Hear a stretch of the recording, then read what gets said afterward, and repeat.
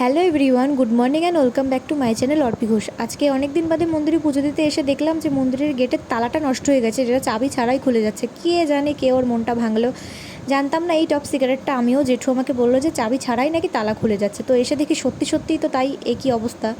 তো তারপরে যাই হোক, তালা খোলার পরে মন্দিরের আগের দিনের বাসি ফুলগুলো ফেলে নিলাম, তারপরে মন্দিরটা ঝাঁট দিয়ে সুন্দর করে মুছে একবারে পুজোটা কমপ্লিট করে নিলাম। এর মাঝে আর কোনো শ্যুট নেওয়া হয়নি আমার। আজকে জেঠিমা বাড়িতে ছিল না, তাই পুজোর দায়িত্বটা আমারই পড়েছে।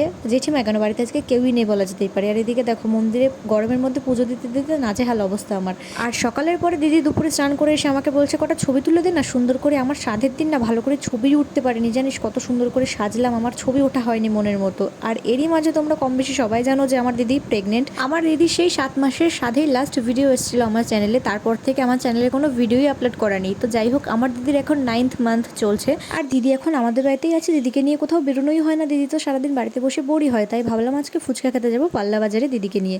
তো ওদিক থেকে দাদাকেও ফোন করেছিলাম, দাদা এসেছে। আর সবার ফার্স্ট আমরা এখানে এসে জল ফুচকা খাই, তারপরে খাই চাটনি ফুচকা, আর সবশেষে আমরা চুমুর খেয়ে বাড়িতে যাই। এখন তো বৃষ্টির দিন, মেঘলা ওয়েদার সবসময় থাকে, আর এই মেঘলা ওয়েদারে বিকালবেলা করে ঘুরতে বেরোতে যে আমার কী ভালো লাগে সে আমি আর বলে বোঝাতে পারবো না। আমার তো খুবই ভালো লাগছিল, আর আমার দিদিও অনেকদিন বাদে বাড়ি থেকে বেরিয়ে ওরও খুব ভালো লাগছিল, আর আমাদের পুচকুসোনারও আশা করি খুব ভালো লেগেছে।